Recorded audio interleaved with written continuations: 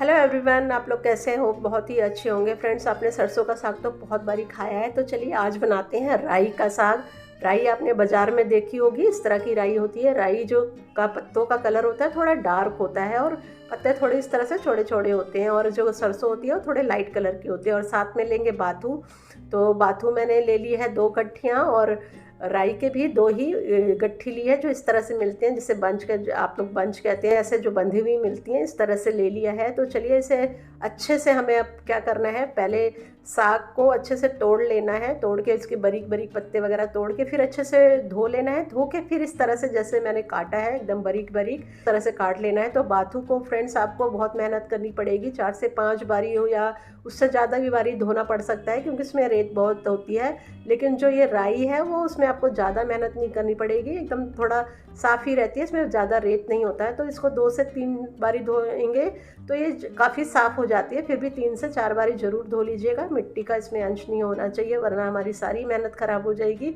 अगर मिट्टी का इसके एक भी कण आ गया तो तैयार साग हमारा पूरा ख़राब हो जाएगा। तो बस अब हमें क्या करना है, साग तो हम अच्छे से काट चुके हैं, काट के किसी भी प्रेशर कुकर में डाल लीजिए। और हमें झटपट साग बनाना है, तो झटपट वाला साग हम प्रेशर कुकर में बनाएंगे। इसमें मैं डाल दे रही हूँ स्वाद के अनुसार नमक। नमक थोड़ा जितना हमें डालना है उससे थोड़ा कम डालना है, मतलब आधा के करीब डालना है, पूरा नमक नहीं डालना। और 2-3 सीटी लगा के अच्छे से साग को ब्लेंडर से पीस लेना है, या मिक्सी में पीस सकते हैं। तो कढ़ाई मैंने चढ़ा ली है, आगे के प्रोसेस में चलते हैं। तो तेल इसमें डाल लेते हैं। तेल अच्छे से गर्म हो गया है।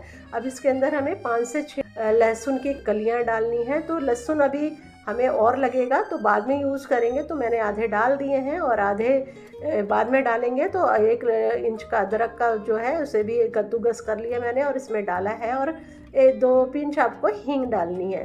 तो हींग, लहसुन, अदरक का टेस्ट जो है साग में बहुत ही अच्छा आता है। तो आप जब भी साग बनाएं तो इसके अंदर ज़रूर हींग और लहसुन डालें, तो बहुत ही अच्छा टेस्ट आता है। तो अब जब लहसुन अदरक जब ब्राउन हो जाए तो आपको एक मीडियम साइज़ का प्याज ऐसे रफली चॉप कर लेना है और इसमें डाल देना है, और इसे ब्राउन होने तक आपको पकाना है। तो 4 से 5 मिनट लगेंगे इसमें ब्राउन होने में। प्याज जो है अच्छे से ब्राउन हो चुके हैं। तो इसमें मैं 2 हरी मिर्चें ना डाल रही हूँ, एकदम बारीक कटी हुई, और इसे भी अच्छे से 1 से 2 मिनट के लिए पका लेंगे। और साथ में डाल देंगे 2 मीडियम साइज़ के टमाटर, और इसे इसके साथ ही थोड़ा सा नमक डालेंगे, क्योंकि अब नमक हमने पहले भी यूज़ किया, तो थोड़ा ही डालना अपने स्वाद के अनुसार। और इसे अच्छे से मिक्स कर देना है और एकदम गलने तक आपको टमाटर पकाना है। जब टमाटर अच्छे से गल जाएं तो अब आपको हमें इसमें डालने हैं मसाले। मसाले बहुत ज़्यादा हम मसालों का यूज़ नहीं करेंगे, जब साग बनाते हैं तो कम ही मसाले यूज़ करने चाहिए। तो मैं आधी चम्मच हल्दी डाल रही हूँ, आधी चम्मच इसमें लाल मिर्च पाउडर डाल रही हूँ, ये छोटे चम्मच का यूज़ करना है। और धनिया 1 चम्मच डालना है, इससे जो है फ्लेवर बहुत अच्छा आएगा। और गरम मसाला मैं यूज़ नहीं कर रही हूँ, इसमें नहीं डालती हूँ। अगर आप लोग डालते हैं तो आप डाल लीजिएगा। और साथ में थोड़ा सा टेस्ट अच्छा करने के लिए बटर डाल रही हूँ, घी भी डाल सकते हैं। तो मैं बहुत ज़्यादा इसलिए नहीं डाल रही हूँ क्योंकि जब साग हम सर्व करते हैं तो भी लोग बटर और घी के साथ ही खाता है, तभी टेस्टी लगता है, तो इसलिए थोड़ा सा ही डाल रही हूँ। तो अब मसाले अच्छे से पक गए हैं, तब इसके अंदर हम डाल देंगे अपने साग को मैंने बॉईल करके एकदम से ब्लेंडर से अच्छे से इसको घुमा दिया था, तो बहुत बारीक से अच्छे से पिस गया। आप मिक्सी में पीस सकते हैं। अच्छे से इसे मिक्स कर देंगे, मसाला और जो साग है बहुत बढ़िया से मिक्स हो जाए। तो साग देखिए अच्छे से मिक्स हो चुका है। 2 से 3 मिनट तक इसे और पका लेंगे।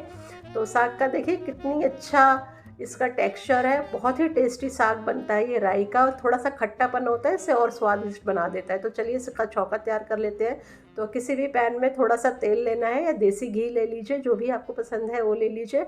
तो मैं तेल यूज़ कर रही हूँ कि देसी घी बाद में फिर ज़्यादा यूज़ होगा जब सर्व करेंगे। तो जब धुआं उठने लग जाए तो आपको लहसुन जो हमने बचा के रखे थे वो डाल इसमें देने हैं, और अदरक का भी आधा हमने बचा दिया था तो वो भी डाल देना है। और सामने थोड़ी सी हींग डालनी है, क्योंकि हींग हमने पहले भी यूज़ कर लिया है। तो 1 पिंच इसमें थोड़ी सी हींग डाल देंगे, इससे जो टेस्ट है बहुत ही अच्छा आएगा। तो इसको थोड़ा सा ब्राउन हम होने देंगे, 2 से 3 मिनट में बहुत अच्छे से ये ब्राउन हो जाएगा। तब हम इसके अंदर हींग डालेंगे। तो देखिए अब हींग डाल देते हैं। अच्छे से ब्राउन हो गया, मैंने फ्लेम को सिम कर दिया है। और इसी के साथ इसमें 2 मिर्चें डाल रही हूँ, क्योंकि हमने हरी मिर्चों का यूज़ किया है। तो ये वाली मिर्चें बिल्कुल भी तेज़ नहीं होती, ये वाली मिर्चें सिर्फ फ्लेवर लाने के लिए मैंने डाला है। तो इस तरह से इसे भी 1 मिनट के लिए पका लेना है और फ्लेम बंद कर देना है। नहीं तो ये सब आपका जल जाएगा, एकदम ब्लैक हो जाएगा, काला काला सा पड़ जाएगा। तो अब हमें क्या करना है, जो हमने साग तैयार करके रखना है ये छोका साग में डाल देंगे। इससे जो होता है साग का टेस्ट जो है बहुत ही अच्छा आ जाता है। सिर्फ इतना सा काम करने से अगर आप ये छौंका डाल देते हो तो टेस्ट जो साग का है एकदम बदल जाता है, बहुत ही टेस्टी लगता है। अगर आप लहसुन थोड़ा ज़्यादा खाते हैं तो थोड़ा सा और डाल लीजिए, बहुत ही टेस्टी लगता है इसमें लहसुन का छौंका। तो साग हमारा बन के तैयार है और बहुत ही आपको पसंद आएगा, एक बारी आप ज़रूर ट्राई कीजिएगा। राई का साग आप जब बनाएंगे ना फ्रेंड्स तो सच में आप दोबारा ज़रूर बनाएंगे, इतना टेस्टी बनता है। तो फ्रेंड्स अगर आपको मेरी ये रेसिपी अच्छी लगी तो मेरी वीडियो को लाइक ज़रूर कर दीजिएगा, मेरे चैनल को सब्सक्राइब कर लीजिएगा ताकि आपको नोटिफिकेशन में आता रहे और मेरी वीडियो आप सबसे पहले देख सकें। तो फ्रेंड्स आप कमेंट भी कीजिए, आपके कमेंट्स नहीं मिलते हैं, चाहे आपको पसंद आए या ना आए तो भी कमेंट्स किया करिए, तो अच्छा लगेगा मुझे। तो नेक्स्ट वीडियो मिलेंगे। Thank you for watching. Bye.